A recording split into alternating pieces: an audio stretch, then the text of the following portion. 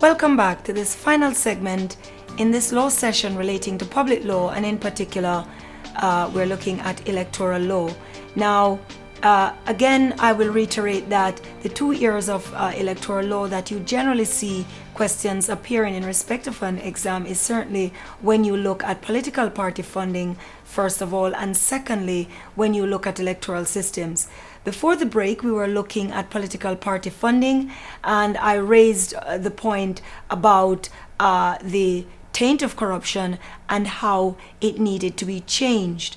Now, I do want to throw something in here to say that one of the only types of problem questions that I've ever seen appearing on an exam has been an electoral law. And you can get a question where it talks about the Green Party, the Blue Party, the Red Party are campaigning for elections, and then it says something like John Brown makes a donation to the Red Party, or puts out an advertisement on behalf of the Red Party. Now, the idea behind the reforms and the current legislation, of course, is to regulate political party funding.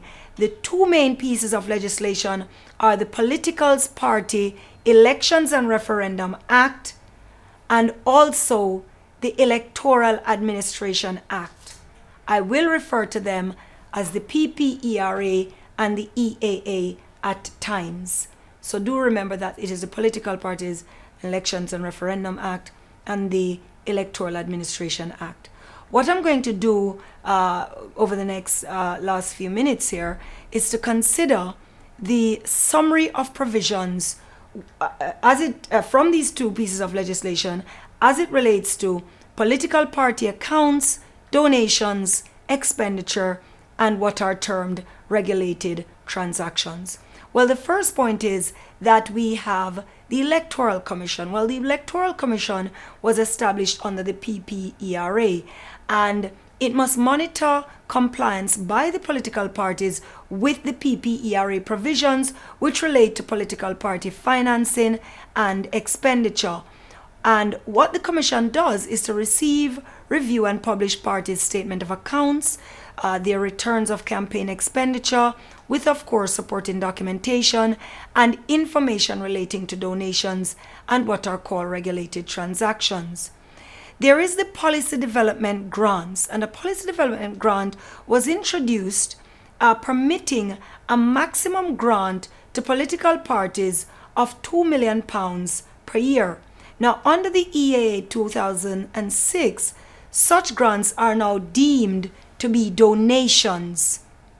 Now, there are accounting requirements for parties, and a party treasurer must maintain accounting records which show the party's financial position, including assets and liabilities at any one time. And an annual statement of account must be prepared by a party treasurer, which is audited, where the annual gross income or total expenditure exceeds £250,000, and it should be submitted by the party treasurer to the Electoral Commission within a specified period. Now, the Electoral Commission must make all statements of accounts available for public inspection. You need to know what is a donation for the purposes of the Act. As I say, if you get a problem type question, you must know if an action by an individual or indeed a party member amounts to a donation. And the Act defines donations to include gifts of money or other property, or sponsorship, party membership fees, payment of expenses, and provision of property, services, or facilities on non-commercial terms. Now, non-commercial loans are no longer included in this definition by virtue of the EAA 2006. So it used to be that they were included if you were getting a loan, but you had to pay it back. The EAA 2006 says not. Now, anonymous donations to a political party are prohibited, except where it is of £200 or less in certain circumstances. Now, this begs the question, can somebody send £150 20 times, for argument's sake? Foreign donations to a political party is prohibited. Company donations to a political party must be approved by the shareholders. There is no financial limit on individual donations to a political party. Details of a donation must be reported within specified periods to the Electoral Commission if the donation is received by a political party centrally and is in excess of £5,000, or it is received locally and is in excess of £1,000. Now, reporting details must include the name and the address of the donor and the value and date of the donation. The Electoral Commission must record information relating to donations in a donations register as soon as is practicable, and that register must be available for public inspection.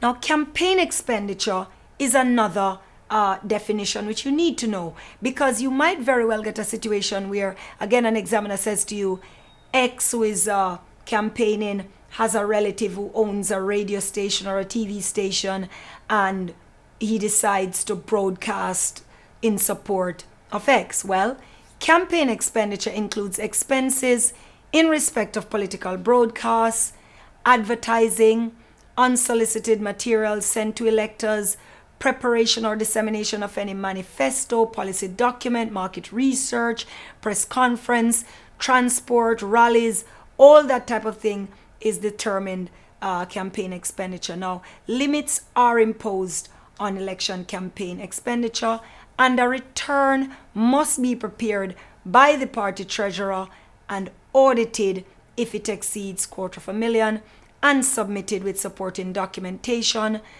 to the Electoral Commission, and they again must make it available for public inspection.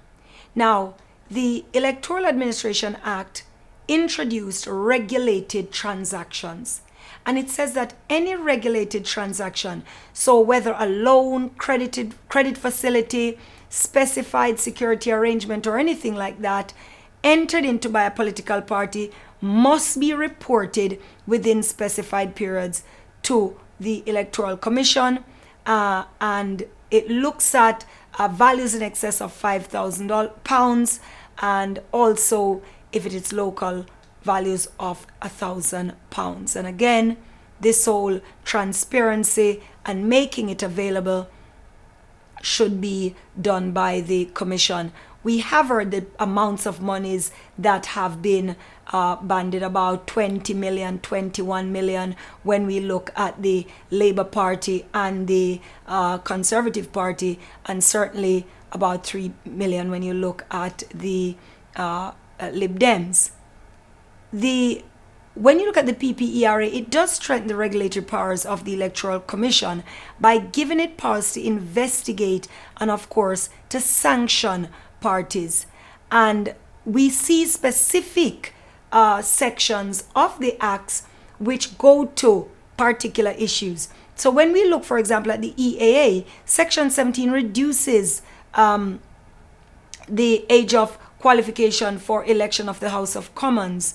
Beg your pardon. When you look at these acts between them, they offer change and some degree of shift when it comes to various aspects, including funding. One of the issues that we have seen changing is under Section 17, where it reduces the age of qualification for election to the House of Commons, and certainly also for local authority and for the mayor, and it reduces it from 21 to 18.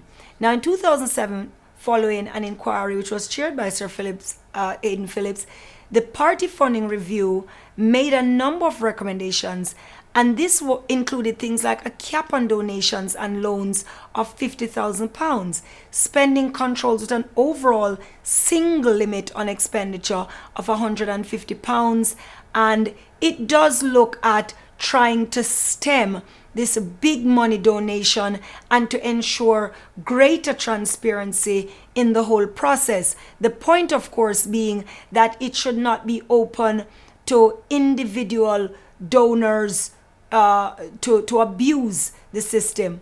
And by and large, Again, there's the whole not just name and address, but birth, national insurance, birth date, national insurance number, and the like should also be required. The idea being to reduce electoral fraud. What we do see coming on board, of course, is the various legislation which provide and strengthen the regulatory framework, and we see the new Act of 2002 substituting a new Section 146 of the 2000 Act and providing powers to enable the access to information relating to any donation.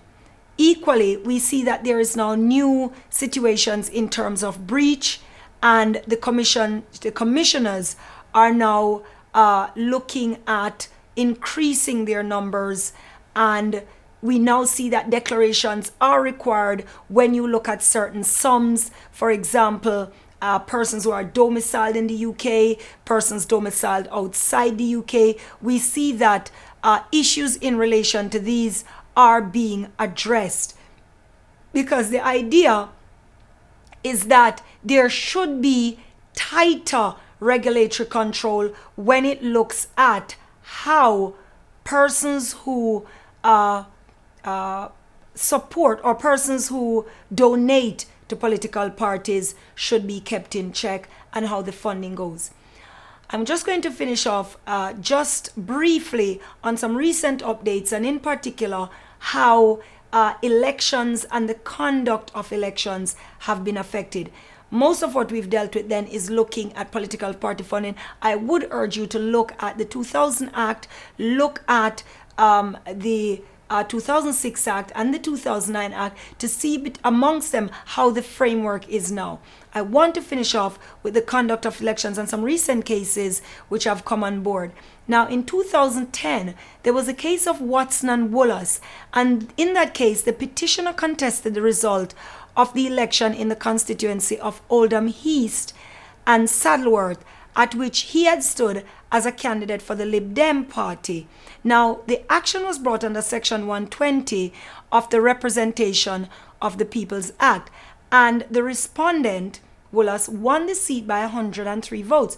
But the petitioner was saying that the respondent, who was a former immigration minister and a candidate of the Labour Party, had lied in his election literature in order to sway votes and was guilty of illegal practices. So when you look at the election law, it does talk about not making a false statement or saying something that you don't have reasonable grounds to believe it's true. Now, the election court ruled that the respondent had been personally guilty of an illegal practice and declared the election void, and ordered that the respondent be disqualified from standing for elections to Parliament for a period of 3 years. Now, in the Woollas and Parliamentary Election Court, in 2011, the High Court ruled that the decision of an election court was amenable to judicial review, and the jurisdiction of the election court was limited by statute, and the High Court judges sitting as an election court were not exercising their powers and jurisdiction as High Court judges. Although Parliament intended the decision of an election court to be final, that principle did not extend to decisions made on the basis of a wrong interpretation of the law. I want you guys to remember this when we come to judicial review, because you will see the case of FCC and Anis Minnick now means that even if it says something is final, it does not mean that it should not be amenable to judicial review. Now, again, when you look at the court's power in this regard, certainly courts can. Interesting case is Hurst and the UK in 2004, where the European Court of Human Rights ruled that the blanket restriction, which deprives all prisoners of the right to vote, irrespective of the length of their sentences or the seriousness of the offense committed, was unlawful. Again, there has been a lot of activity in the media over the last 2-3 months. I would urge you to look at these, because if you just do a simple online search for prisoners' rights to vote, this has been a very sexy talking point. please look at it, especially if you are going into your public law exams soon. Again, it is an important area. Should prisoners be given the vote?